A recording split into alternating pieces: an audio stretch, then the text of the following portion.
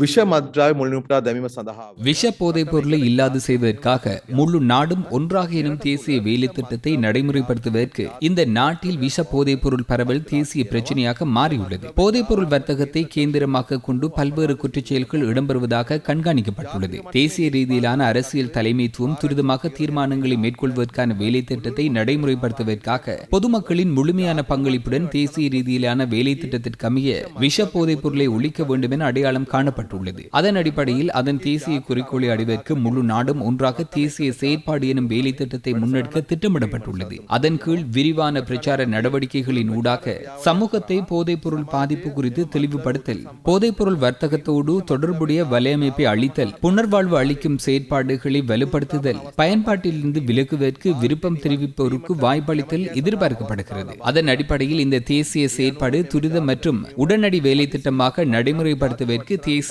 செயற்பாட்டு சபையை ஸ்தாபிக்க ஜனாதிபதி முன்வைத்த யோசனைக்கு அமைச்சரவை அனுமதி வழங்கியுள்ளது. යෝජනාවට අමාත්‍ය මණ්ඩල අනුමැතිය ලබා දුන්නා. போதைப்பொருள் வர்த்தகம் பாதாள உலக செயற்பாடுகளை இல்லாத ஒழிப்பதே அரசாங்கத்தின் நோக்கம் எனவும் அதனை துரிதமாக முன்னெடுப்பதற்காக அதை ஸ்தாபிக்கப்பட உள்ளதாகவும் அமைச்சர் மேலும் தெரிவித்துள்ளார். පොලිසිය විශේෂ කාර්ය බලකාය ඇතුළු போலீசார் விசேட அதிரடிப்படையினர் உள்ளிட்ட பாதுகாப்பு பிரிவினர் சுற்றி வளைப்புகளை முன்னெடுத்து மக்களிடமிருந்து கிடைக்கப்பெறும் தகவல்களின் அடிப்படையில் புலனாய்வு தகவல்களின் அடிப்படையிலும் இந்த செயற்பாட்டை முன்னெடுக்கின்றனர். எமது எதிர்பார்ப்பு இந்த விஷ போதைப் பொருள் அதனோடு தொடர்பட்ட பாதாள உலக செயற்பாடுகள் திட்டமிட்ட குற்ற செயல் வலையமைப்பை ஒடுக்குவது, அதனை துரிதப்படுத்துவதற்கு தேவையான வேலை திட்டம்தான் இந்த தேசிய வேலை திட்டமாக முன்னெடுக்கப்பட்டு வருகிறது. இந்த செயற்பாடுகளை நாம் முன்னெடுக்கும் நடவடிக்கையோடு இணைந்து கொண்டு செல்ல வேண்டும். வரலாற்றில் இதற்கு முன்னர் நாட்டிலிருந்து திட்டமிட்ட குற்றக்குழுவினர் தப்பிச் சென்றதன் பின்னர் 4-5 பேர் கைது செய்யப்பட்டு அழைத்து வரப்பட்டு விசாரணைகள் முன்னெடுக்கப்படவில்லை. திட்டமிட்ட குற்றக்குழுவினர் அல்லது பாதாள உலக குழுவினர் அல்லது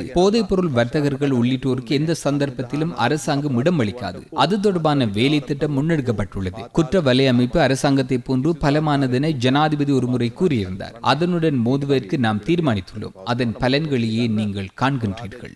ඒකත් එක්ක හැප්පෙන්න අපි තීන්දුවක් කරන් තිනවා. යනෝ කටයුතු කරමින් යනවා. ඒ ප්‍රතිඵල තමයි මේ